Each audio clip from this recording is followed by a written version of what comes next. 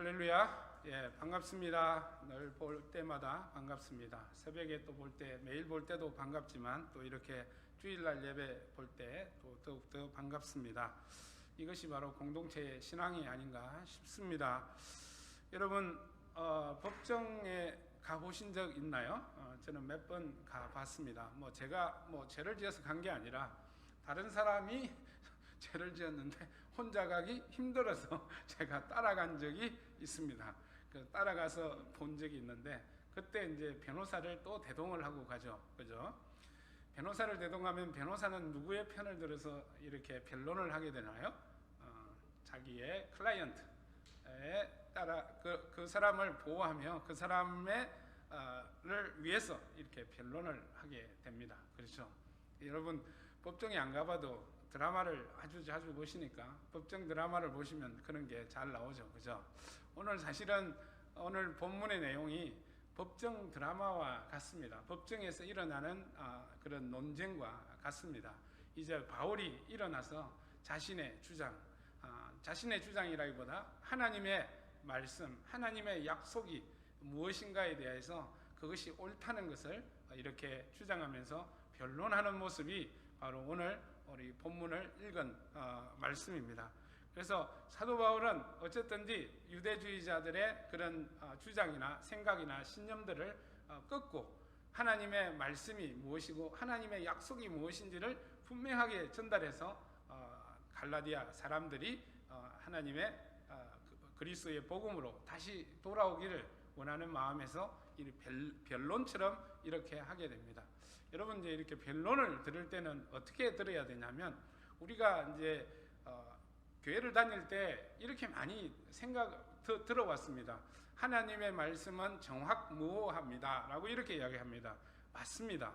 맞는데 우리는 그 말씀을 의심하며 좀 들어야 됩니다. 의심한다고 해서 내가 신성모독을 하는 것이 아니라 이 말이 과연 맞는가를 물어보라는 얘기예요. 그죠? 그렇게 안 이러면 읽으면 무조건 아멘 아멘 아멘 그래 다 이해됩니다 압니다 그런 식으로 다 받아들여지시나요? 우리는 그렇지 않습니다. 우리에게는 한계가 있기 때문에 하나님의 말씀을 100% 다 이렇게 알기가 힘듭니다. 그래서 때로는 이해가 되지 않는 것이 있고 우리의 지식의 수준에서 받아들이지 않는 경우들이 참 많습니다. 그랬을 때 우리는 어떻게 해야 될까요? 그냥 덮어놓고 아멘 해야 될까요? 그렇게 우리는 교육을 받아왔습니다. 그러나 저는 여러분들에게 다시 한번 제안합니다. 이게 왜 그런가를 질문하는 것이 저와 여러분들에게는 필요합니다. 왜 그럴까요? 저와 여러분 복음을 여러분 듣습니다. 오늘 사도 바울의 메시지도 복음에 대한 메시지입니다. 그러면 여러분의 복음이 듣는 것으로 여러분의 지식으로 끝나는 것인가요? 그건 아니고 여러분의 들은 이 복음의 지식이 다른 사람에게 나누어져야 된다는 거죠. 근데 내가 확실하게 이해하지 않고 믿는다면 이 복음을 확실하게 다른 사람을 설득할 수는 없는 거거든요. 우리의 전도의 과정이라는 것은 그냥 선포라고 말할 수도 있고요. 선포를 하면서 우리는 또 복음의 말씀이라는 것은 설득하는 작업이 있어야 된다는 거죠. 그 설득하는 작업이 논리적으로 설득을 해야 된다는 것을 우리는 저와 여러분들이 아시기 간절히 소망합니다. 무조건 믿으라가 아니라 이러하니 믿어야 된다라는 거죠. 그것이 바울이 지금 변론하는 것입니다. 그래서 사도 바울이 변론하는 것의 요점은 뭐냐? 하나님의 약속은 여전히 유효하고 하나님의 약속은 확실하다는 것을 이야기하고 반대로 유대주의자들의 율법에 대한 생각과 믿음이 잘못되었다는 것을 증명하며 변론하는 것이 오늘 본문의 말씀입니다. 그래서 오늘 설교의 제목이 그러면 율법이 무엇이냐라고 이렇게 질문을 제가 제목을 만들었습니다만 사실은 제목이 너무 길어서 뒤에 것만 했어요. 그래서 앞에 뭐가 있느냐면 약속이 무엇이냐 그러면 율법이 무엇이냐 이것이 원래의 제목입니다. 그래서 오늘 같이 말씀을 나눌 때 저와 여러분들이 은혜를 받기를 원합니다.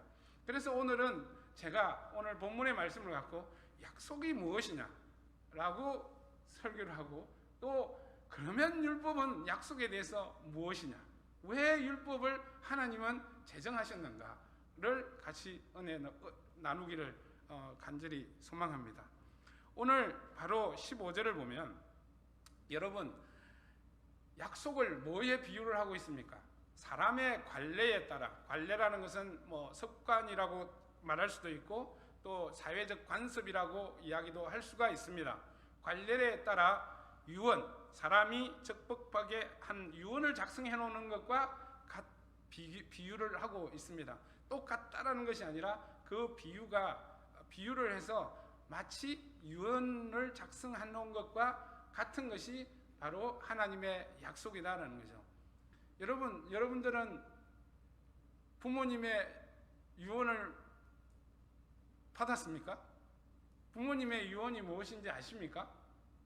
한국 사람들은 이 유언을 적는 것을 굉장히 터부시합니다. 그죠? 금기시한다는 거죠. 근데 미국 사람들은 보면 이렇게 그런 부분들을 미리 다 적어 놓는다 그래요. 그것이 이제 그냥 자기가 적는 게 아니고 변호사에 입회하여서 확정시키기 위해서 그렇게 한다는 거예요. 그래서 그것이 이제 딱 변호사가 보관하고 있는 것이죠. 그러면 이 유언이 다른 사람이 와가지고 큰아들이 와서 이 유언이 잘못됐습니다. 이거는 아버지가 작성한 게 아니고 잘못됐다는 것을 따질 수가 있을까요? 또 아니면 또 이것은 법적으로 이치에 맞지 않습니다 라고 따질 수가 있을까요? 그것은 따질 수가 없는 거예요. 그러니까 유언의 특징은 뭐냐면 작성자의 일방적인 약속이라는 거죠. 그죠? 막 아들하고 상의해서 야, 너 얼마 줄까? 이렇게 상의해서 결정하는 사람도 있겠지만 대부분은 아버지의 마음에 따라, 부모님의 마음에 따라 유언이 작성된다는 거죠. 일방적이라는 거죠. 그럼 유언의 수혜자는 어때요? 은혜죠. 일방적이니까 은혜라는 거죠. 그 다음에 또 하나는 유언이가 말하는 특징이 뭐예요? 다른 사람이 와서 바꿀 수가 없는 거예요. 예? 어떤 대통령이 와서도 바꿀 수가 없는 게 바로 유언이라는 거예요. 그런데 사도 바울은 바로 하나님이 아브라함과 그의 후손에게 약속하신 것, 아브라함과 그의 후손을 통해서 만민이, 모든 민족이 복을 받을 것이다, 하나님의 가족이 될 것이다 라고 하는 이 복의 약속이 바로 무엇과 같아요? 유언과 같다는 거죠. 그래서 사도 바울이 이야기하고자 하는 것이 요점이 뭐냐? 바로 17절의 말씀이에요. 430년 뒤에 쓴 율법이 어떻게 이것을 더하고 뺄 수 있겠느냐라는 거죠. 그러니까 유대주의자들의 주장은 어떤 주장이에요? 예수를 믿는 거는 믿는 건데 그 약속은 I'm okay, 인정하는데 여기에 율법을 하나 더 얹어야 된다. 그게 하나님의 완전한 약속이다 라고 이렇게 가르치고 그렇게 믿고 있었던 거죠. 그러니 그들이 주장하는 것이 뭐입니까? 율법을 따라 살아야 되고 유대인처럼 되어야 되는 것, 그것을 이야기하는 것이죠. 그런데 거기에 하나 더 오늘 이야기하는 것은 또 뭐냐? 그래서 사도 바울이 16절에 뭘 이야기하냐? 유언이 무엇인가? 하나님이 약속하신 약속이 무엇인가를 다시 한 번 더 이야기를 합니다. 여기에도 유대주의자들이 생각하고 있는 그들의 믿음과 바로 배치되는 내용이라는 거죠. 이것을 지금 변론을 하고 있는 것입니다. 거기서 뭐라고 이야기합니까? 그들은 후손들이라고 생각을 하는 거죠. 그럼 후손들이라면 누구를 포함하는 거죠? 아브라함의 육신적인 자녀들이 다 후손들에 포함이 되는 거죠. 그죠? 그러니까 그 복의 약속은 우리들에게, 유대인 사람들에게 있는 것이다 라고 이렇게 이야기하는 거죠. 그러니 그들의 주장은 어떻게 펼쳐지나요? 그러니 너희들도 유대인이 되어야 된다라고 이야기하는 거죠. 그러니까 할례도 해야 되고 정결법을 따라서 유대인처럼 살아야 된다. 이런 조건이 탁 같이 붙여버리는 거죠. 그래서 사도 바울이 지금 이야기하는 것은 그게 아니다. 그 후손들이라는 게 복수가 아니고 단수다라고 이야기합니다. 여러분, 이게 바울의 변론이 믿겨지십니까? 여러분들이 판사라 그러면 여러분 바울의 손을 들어주겠습니까? 아니잖아요. 저와 여러분들이 아는 것처럼 아브라함에게 하나님이 약속할 때 어떤 약속을 했습니까? 자손들이 얼마나 많아진다고요? 모래알처럼, 바다의 모래알처럼, 밤하늘의 별처럼 많아질 거라고 이야기하잖아요. 그런데 그 자손들이잖아요. 그런데 왜 자손이라고 이야기를 하는 거예요? 이게 굉장히 어려운 사도 바울의 변론입니다. 주장입니다. 근데 이 딸랑 이렇게만 던져 놓으니까 우리로 하여금 성경 읽기가 굉장히 어렵게 만들어져 버리는 거죠. 여러분은 그 자손이 그리스도라고 생각하나요? 믿어지시나요? 우리는 그냥 아멘 믿습니다 그렇게 하면 믿는 거죠. 그런데 믿어지시나요? 여러분들 이성적으로 논리적으로 따져보니까 맞습니까 그게? 예, 이런 거를 질문하라는 얘기예요. 이런 거를. 그러면 이 얘기를 알려면 어떻게 알아야 될 것 같아요? 이 얘기를 한 거는 사도 바울이 아니라 하나님이 아브라함에게 약속을 했는데 여러 번 약속했어요. 동일한 약속인데 여러 번 했어요. 12장에서도 하고 15장에서도 하고 17장에서도 하고 마지막으로 22장에서도 해요. 근데 오늘 본문의 얘기는 본문에서 이야기하는 것은 어디에서 끄집어내서 이야기하냐면 22장의 얘기예요. 22장의 얘기가 어떤 얘기 이후에 던져진 하나님이 약속하신 거예요? 구체적으로 이야기한 거예요? 이삭을 바치는 사건이 있는 그 이유입니다. 그때 아브라함이 깨닫는 것은 누구냐면 그 후손이 누군가를 깨닫게 된 거죠. 누구예요? 이삭입니다. 이스마엘이 아니고 이삭이에요. 하나님한테 입이 이만큼 나와서 15장에 뭐라 그럽니까? 나의 종 엘리에셀이 내 후계자로 삼으면 어떻겠습니까? 그랬더니 하나님이 너 그럽니다. 너 그래요. 네 몸에서 나는 자식이 너의 후계자다, 상속자다라고 이야기를 하는 거죠. 그렇게 이야기하는 거예요. 또 이야기해서 이스마엘입니까? 하갈에서 난 이스마엘입니까? 아니다 라고 이야기합니다. 이삭을 하나님은 그 후손이라고 이야기합니다. 그리고 이삭 뒤에는 누가 있습니까? 야곱입니다. 야곱과 애쓰면 참 좋을 텐데, 둘이면 좋을 텐데 야곱입니다. 그리고 12지파가 야곱에게서 생겨나요. 12지파 중에 누가 선택이 되나요? 유다가 선택이 됩니다. 그리고 쭉 나오다가 유다 지파의 자손인 다윗이 또 선택이 됩니다. 다윗에게 하나님이 또 그 약속을 하게 됩니다. 그것을 우리가 그 유명한 다윗의 언약입니다. 그래서 다윗의 후손 가운데 그리스도가 나올 것이라는 언약을 하게 됩니다. 이런 것들을 쭉 따라 보니까 누구예요? 그리스도예요. 그래서 당시의 사람들이 다윗의 후손 예수 그리스도여 이렇게 이야기를 했다는 거죠. 그래서 마태복음과 누가복음이 그 첫 시작이 뭘로 시작하나요? 족보로 시작해요. 뭘 증명하려고 또 족보로 시작하는 걸까요? 우리로 하여금 뭘 하려고 하는 걸까요? 그 후손이 예수 그리스도라는 거죠.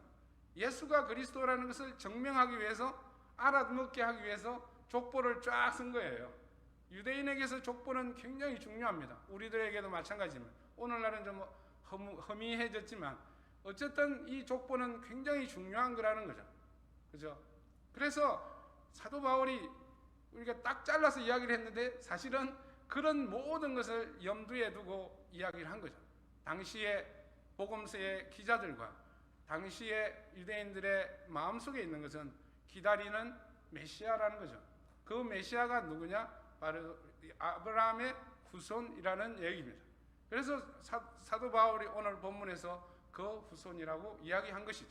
그래서 이 말씀은 사도 바울이 유대주의자들에게 유대인이 되어야 될 필요가 없다라는 것을 간접적으로 이야기하는 것이죠. 결국 뭐냐? 그의 후손 그리스도를 통해서 우리는 하나님의 가족이 된다는 사실을 오늘 여기서 변증하고 있는 것이죠. 저와 여러분 이렇게 들으니까 여러분 믿어지시죠? 이해가 되시죠? 그죠? 아브라함이 이야기하는 바울이 이야기하는 아브라함의 약속은 바로 이거라는 거죠. 그리스도를 통하여 우리 모두가 하나님의 가족이 되는 복이 주어진다라는 것이죠. 그러니 저와 여러분들은 뭘 해야 된다? 예수 그리스도를 믿는 것이 하나님의 가족이 되는 것이지 유대인처럼 되는 것, 유대인처럼 사는 것이 우리가 하나님의 가족이 되는 것이 아니다라는 것을 지금 이야기를 합니다.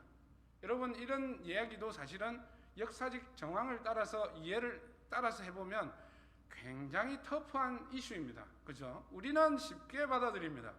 당시에 유대인들 이방인들은 쉽게 받아들이지 못할 주제가 바로 이 주제라는 것이죠. 그렇죠? 그렇습니다. 그래서 하나님의 약속의 후계자는 누구냐? 바로 그리스도라는 거죠. 그리스도를 통해서 저와 여러분은 하나님의 자녀가 된다는 사실을 사도 바울이 지금 변론을 합니다. 그러면 사도 바울이 지금 이야기하는 그 약속이 얼마나 확실하냐, 얼마나 견고하냐가 관건이라는 거죠. 그것을 사도 바울은 오늘 18절에서 유언의 비유를 들어서 설명을 하는 것이죠. 첫 번째 쟁점은 그 후손이 누구냐였지만 두 번째 쟁점에 대한 얘기는 무엇이냐면 그 약속이 얼마나 견고한 것이냐라는 것이죠. 얼마나 확실한 것이냐 하는 것입니다. 그래서 저와 여러분들은 이것을 알기 위해서 정말 하나님의 약속이 우리 인간관계에 있는 유언과 같은 것인가? 물론 우리가 믿기로는 하나님의 약속은 인간의 어떤 약속보다도 더 견고하다는 사실을 우리가 그냥 알고 있습니다. 그냥 인정합니다. 그런데 얼마나 견고한지를 한번 우리가 따져봐야 될 필요가 있습니다. 이것이 과연 유언이 맞는가라는 거죠. 바울은 오늘 본문에서 보면 18절에 이런 겁니다. 그 유업이라는 게 뭐죠? 유산입니다. 쉽게 말하면 유산이에요. 하나님 나라, 우리가 하나님의 가족이 되는 유업이 율법에서 난 것이면 그것은 절대로 약속에서 난 것이 아닙니다. 당연한 말이죠. 그죠? 그러나 하나님께서는 약속을 통하여 아브라함에게 유업을 거저 주셨습니다. 라는 거죠. 그러면 그 사람들이 믿기로, 유대주의자들이나 갈라디아 사람들이 믿기로, 그러면 그 약속이 얼마나 견고하냐라는 거죠. 율법이 더해질 필요 없이 얼마나 견고하냐는 것을 우리는 알 필요가 있는 것이죠. 그죠? 그것이 믿음 아닌가요? 그래서 우리가 창세기 15장, 오늘도 왔다 갔다 좀 많이 하겠습니다. 창세기 15장으로 우리는 여행을 떠나보기로 하겠습니다. 창세기 15장은 아까도 말씀드린 것처럼 아브라함이 시험에 들었어요. 이렇게 입이 쭉 나왔어요. 이 하나님이 약속을 지키는가 안 지키는가 막 이렇게 나왔어요. 그래서 던진 말이 엘리에셀을 이야기한 것이죠. 그런데 하나님이 어떻게 합니까? 밖으로 데려가고 이렇게 해서 별과 같은 같이 많은 자손을 주겠다 이야기하고 땅에 대한 얘기도 하게 됩니다. 17절의 말씀이 땅에 대한 얘기를 합니다.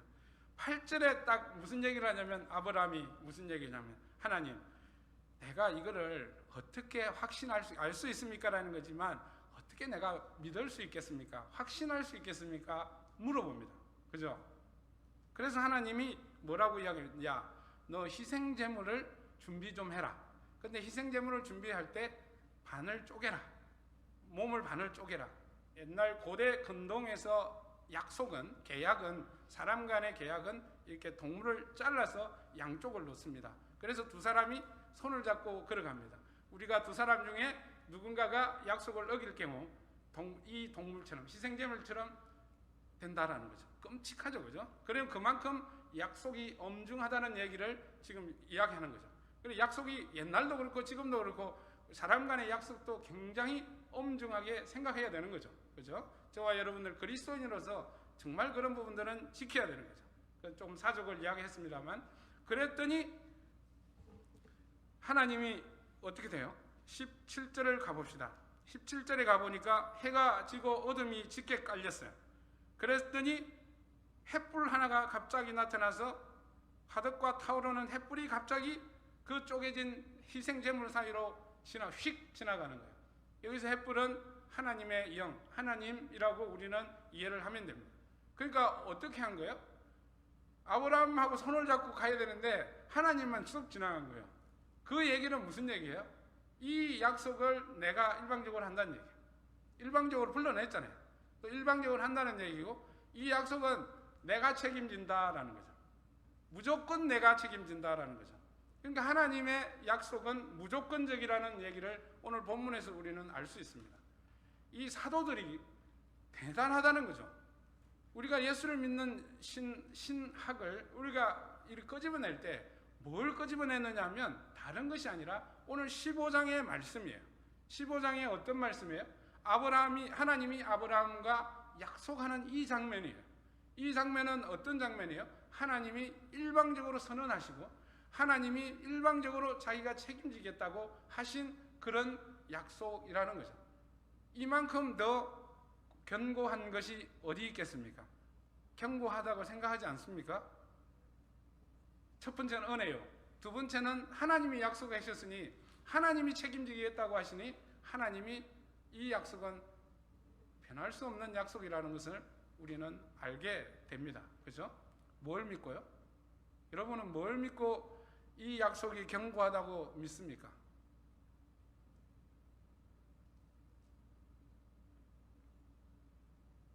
하나님의 신실하심 때문입니다. 이런 믿음이 없으면 요 성경을 읽어도 아무런 반응을 못하는 거죠. 우리가 믿는 것은 뭘 믿나요? 예수를 믿지만 우리가 신앙할 때 살아가는 것은 하나님의 신실하심.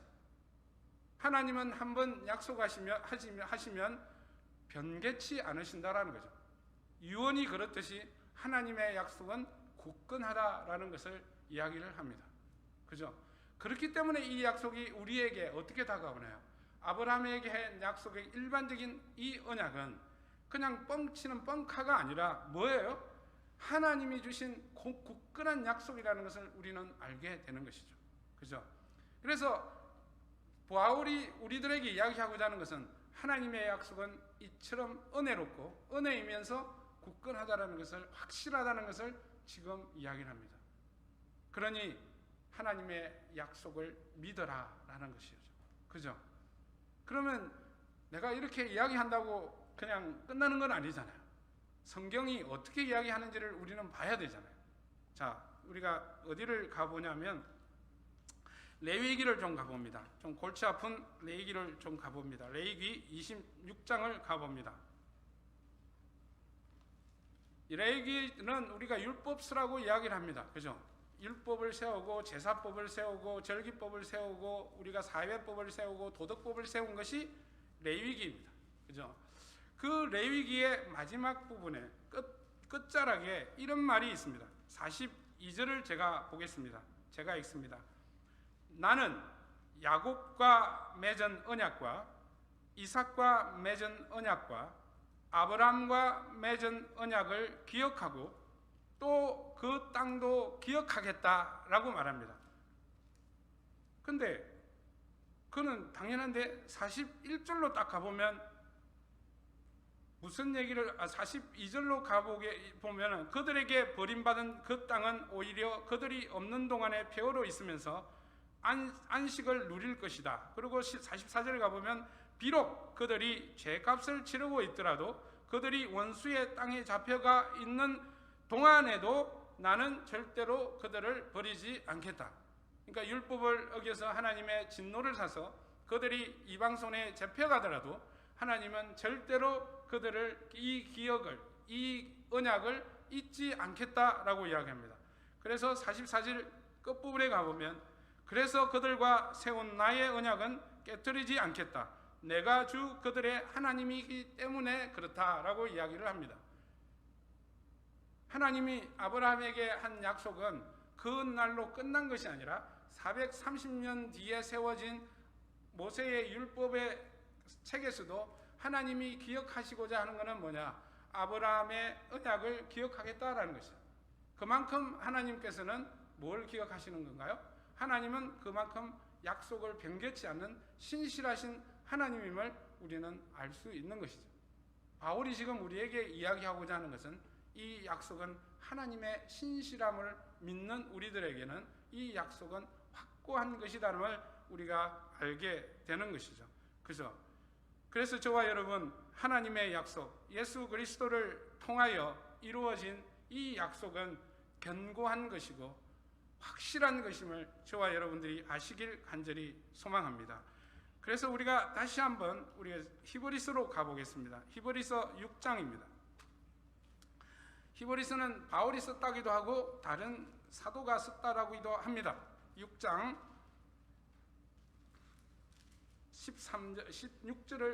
13절에서 17절까지의 말씀인데 제가 한번 읽겠습니다.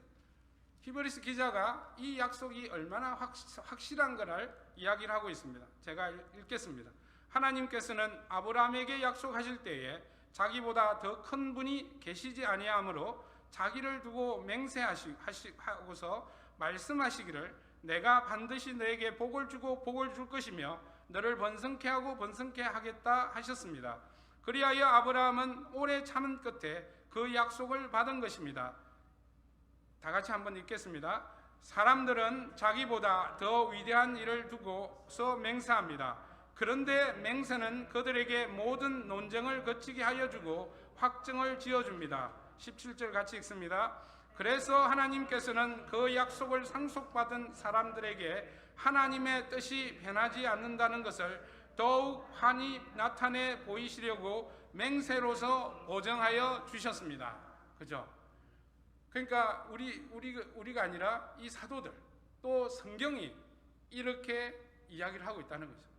하나님이 아브라함을 통해서 아브라함에게 주신 그 약속은 여전히 우리에게도 유효하고 그 약속은 굳건하고 확실합니다. 그죠? 저와 여러분 예수를 믿다 보니 때로는 의심이 들기도 하고 때로는 예수 믿는 게 맞나 그렇게 생각할 때도 있습니다. 그것이 믿음이 연약해지는 것일 수도 있겠지만 우리에게는 의심이 들어갈 수도 있는 것이죠. 저와 여러분 이 의심을 들어올 때 저와 여러분들이 붙잡아야 될 것은 뭐냐? 이 하나님의 말씀을 보십시오. 아브라함의 말씀을 보시고 히브리서의 말씀을 보시면서 이 하나님의 약속이 얼마나 견고한지를 저와 여러분들이 다시 한번 깨닫기를 원합니다.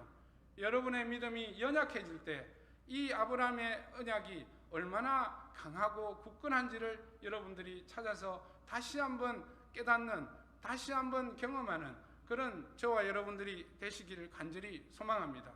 성경은 계속해서 이야기합니다. 아브라함과 이삭과 야곱의 약속을 잊지 않겠다고 이야기합니다.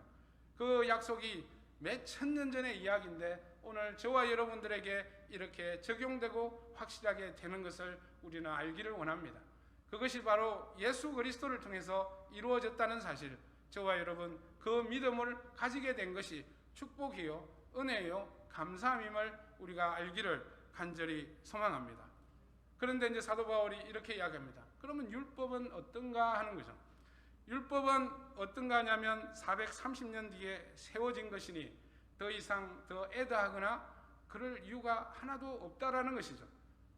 약속이 먼저 난 것이기 때문에 이 약속은 굳건한 것이고 하나님이 일방적인 약속이고 하나님을 걸고 맹세한 것이므로 이 율법이 더해진 것에 대해서 더해지는 것은 바람직하지 않다, 맞지 않다라는 것을 이야기를 합니다.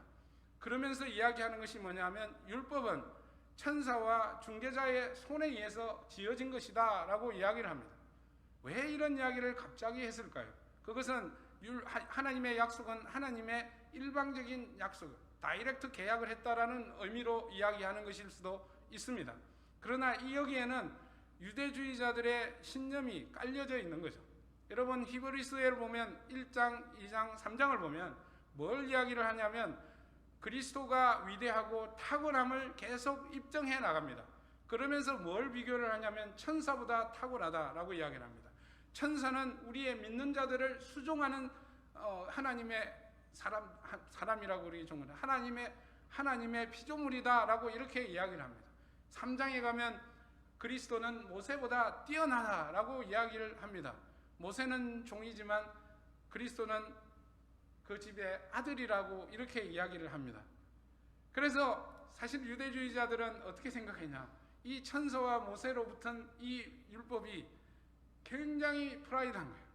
굉장히 자부심이 강한 거예요. 그래서 유대인의 신앙의 중심에는 이런 율법과 성전과 이런 할례와 이런 것들이 있는 거예요. 그죠? 그래서 사도 바울이 이야기하는 것은 뭐냐? 율법은 하나님이 직접 계약한 것이 아니라 중개자의 손에서 계약했을 뿐이다 라고 이렇게 이야기하는 것이죠. 그죠? 그래서 하나님은 한 분이시다라고 또 이야기합니다. 이 말이 또 무슨 말일까? 그냥 끝났으면 좋을 건데 하나님은 뭐라고 한 분이시다라는 말은 이 언약, 아브라함의 언약은 딱 하나밖에 없다라는 얘기예요. 그래서 하나님은 뭘 이야기하고자 하냐면 모든 사람들을 하나님의 가족으로 만들고 싶으신 분이다라는 말의 의미가 하나님은 한 분이시다는 말의 의미 속에 담겨져 있습니다. 그죠? 그러면 여러분들 생각이 들면 어떤 생각이 들겠습니까? 여러분, 구약에서 가장 유명한 사건이 뭐냐? 하나님의 역사가 뭐냐? 이야기하면 뭘 꼽습니까? 출애굽기입니다. 신약도 마찬가지로 출애굽기를 굉장히 큰 사건으로 이야기를 합니다. 그래서 바벨론의 유배를 당했을 때도 제2의 출애굽을 그들이 기억하고 시편에다가 막 쓴 거예요. 시편에 보니 막 출애굽의 하나님을 막 기록하잖아요. 왜 기록했을까요? 바벨론 유배 간 사람들이 그런 것을 상상하며 그런 것을 소망했다는 거예요. 그만큼 출애굽은 정말 유명한 사건이고 유대인들에게는 굉장한 사건이에요. 우리들에게도 마찬가지예요. 그렇죠? 그런 출애굽의 19장에 보면 하나님이 시내산에서 이스라엘과 언약을 맺습니다. 이 율법 또한 마찬가지로 하나님이 맺으신 거죠. 하나님과 맺으신 언약이라는 것입니다. 그러면 이런 것임에도 불구하고 사도 바울은 지금 율법은 필요 없다고 말하는 것이냐? 율법은 더 이상 우리가 따를 필요 없다라고 말하는 것인가? 율법을 폄하하는 것은 아닌가? 우리가 그렇게 생각이 들 수도 있습니다. 그래서 때로는 어떤 사람들은 율법은 우리 그리스도 믿는 우리는 더 이상 율법을 따를 필요가 없다라고 이야기를 하기도 합니다. 그러나 정확하게 이야기하기는 우리는 율법의 행위들, 할례와 정결법과 이런 것들을 우리는 따를 필요 없다는 거죠. 왜 그렇습니까? 그것이 바로 내가 하나님께 의롭게 되는 수단이기 때문에 그렇다는 거죠. 그렇게 주장하기 때문에 그렇다는 거죠. 이 장 하나님께 의롭게 되는 하나님의 가족이 되는 그런 것은 더 이상 율법의 행위가 아니라 그리스도이라는 거죠. 사도 바울이 율법을 폄하하려고 그런 것이 아니라 우리는 정확하게 오늘 변론을 알아야 되는 것은 율법은 이게 저급한 것이고 하나님의 약속은 위대한 것이고 그것을 구분하고 차별을 두려고 하는 것이 아니라는 거죠. 정확하게 이야기하자면 율법은 무엇이고 약속은 무엇인가라는 거죠. 약속은 우리로 하여금 하나님의 가족이 되고 하나님 앞에서 의롭게 되는 약속이라는 거예요. 그럼 율법은 뭐냐? 유대주의자들은 율법을 하나님의 의의 수단으로 삼았다는 거죠. 율법을 막 지키면 인간의 노력으로 하면 내가 하나님 앞에 너 잘했다, 너 하나님의 가족이다 라고 그렇게 생각했다라는 거죠. 그게 아니다라는 거죠. 바울의 논지는 율법을 폄하하는 것이 아니라 너의 생각들이 율법에 대한 생각들이 잘못됐다라는 것을 이야기하는 거죠. 그래서 뭘 이야기하느냐 하면 바울의 주장은 바로 이것이라는 거죠. 율법은 한시적이라는 것과 두 번째로 율법은 범죄함으로 더해졌다라는 거죠. 오늘 여기서 범죄함으로 더해졌다는 이 말이 굉장히 중요한 말입니다. 그러면 범죄하면서 더해졌다라는 말은 우리가 듣기로는 어떻게 들리겠습니까? 인간이 하도 죄를 많이 지으니까 율법을 만들어서 통제하려고 그랬다. 뭐 그것도 이해가 되는 것입니다. 그 다음에 이런 해석이 나올 수 있습니다. 또 어떤 해석이 나올 수 있냐면 율법을 세움으로써 인간이 죄를 짓지 못하도록 하나님이 만든 것이다. 그것도 일리가 있는 말씀이라는 거죠. 근데 사도 바울은 뭘 이야기하고 싶은 거냐면 우리가 같이 볼까요? 갈라디아서를 보겠습니다. 갈라디아서 22절을 봅니다. 3장 22절을 보면 그것은 약속하신 것을 예수 그리스도를 믿는 믿음에 근거하여 믿는 사람들에게 주시려고 한 것이다. 24절에 보면 그것은 우리로 하여금 믿음으로 의롭다고 하심을 받게 하려고 하신 것이다 라는 거죠. 이 무슨 말인가요? 약속이 그렇다는 말이 될 수도 있지만 이거는 뭐냐면 율법을 두신 이유를 이야기하는 거예요. 하나님이 율법을 왜 두셨을까? 우리가 믿음으로 그리스도를 믿음으로 의롭게 되게 하려고 한 것이다 라는 거죠. 그러면 율법의 기능이 뭐예요? 범죄함으로 더해졌다는 말의 의미는 우리로 하여금 뭘 깨닫게 하는 걸까요? 죄를 깨닫게 한다는 거죠. 그 다음에 죄를 깨닫게 하고 우리로 하여금 율법을 지키려고 하니까 안 되는 거예요. 그러니까 우리에 대한 무력감을 느끼게 하는 거죠. 우리의 노력으로는 되지 않는다는 것을 느끼게 하는 것이 율법이라는 거죠.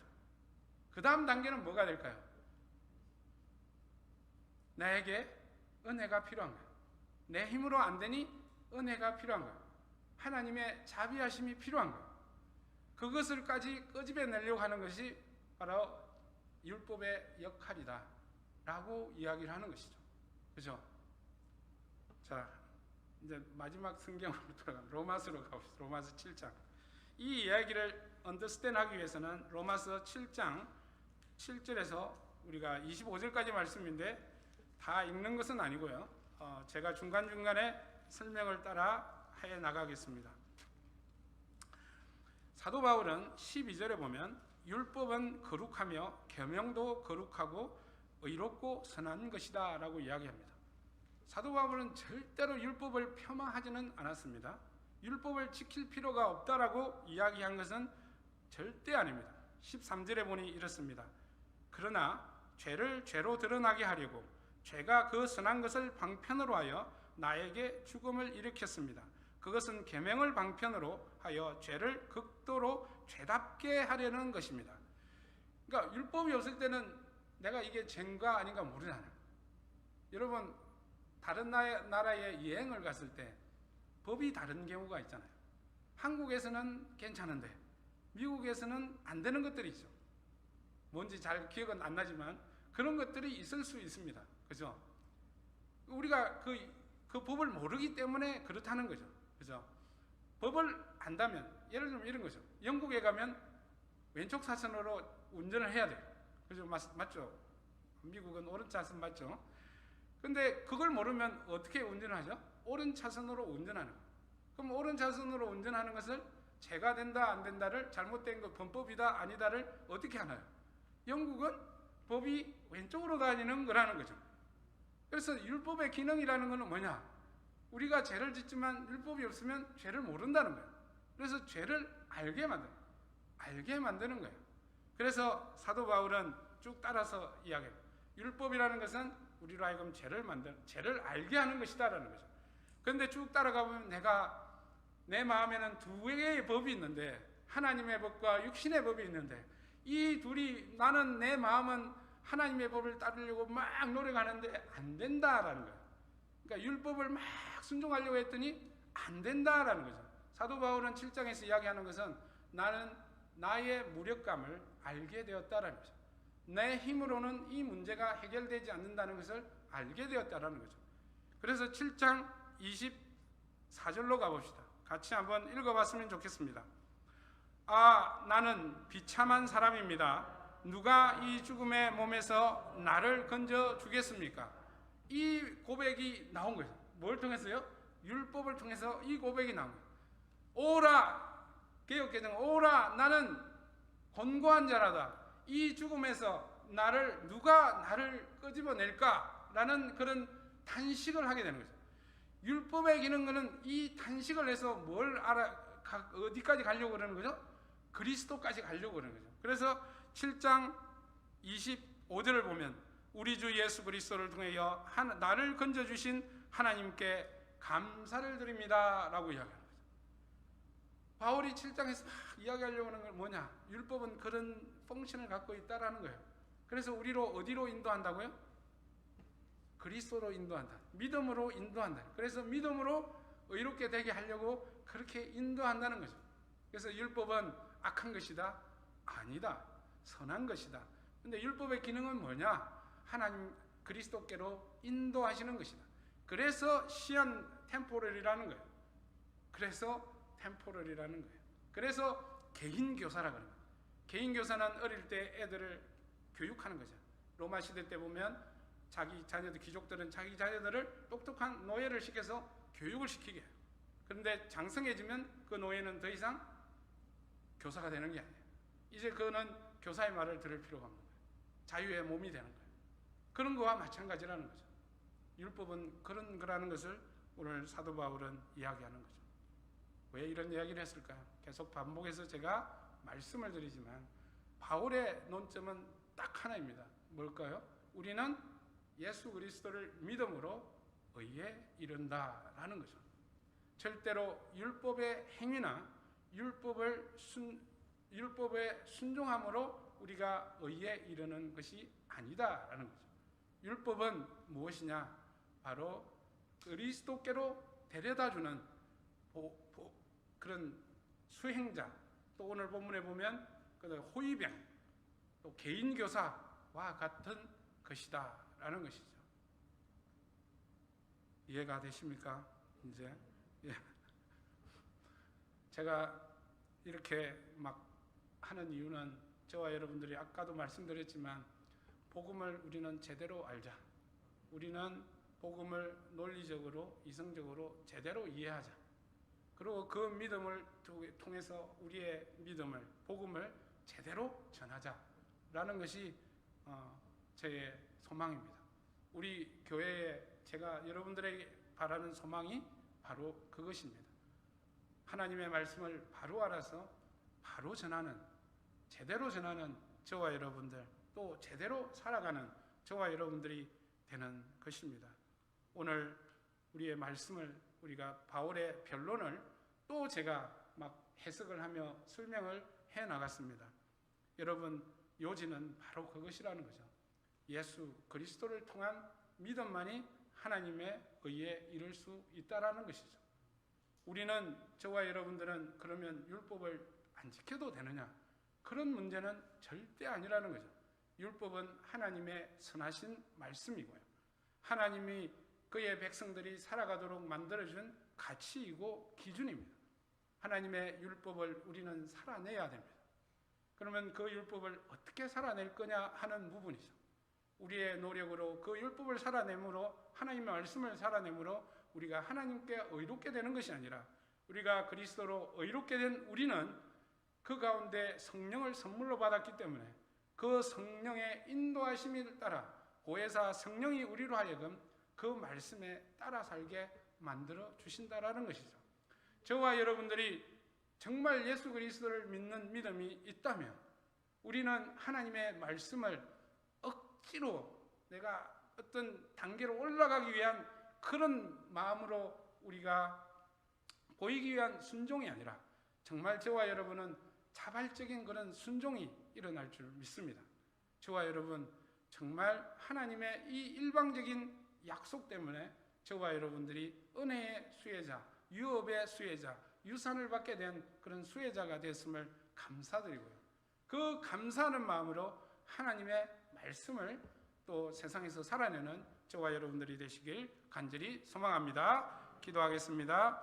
할렐루야. 사랑이 많으신 하나님, 참으로 감사와 찬양과 영광을 드립니다. 하나님의 약속은 굳건하고 견고하며 확실합니다.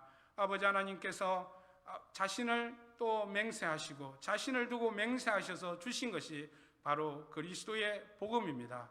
그리하여 아버지 하나님, 하나님께서 직접 그리스도 십자가에 못 박히심으로 우리를 죄에서 구원하셨음을 우리가 알게 하여 주시기를 원합니다.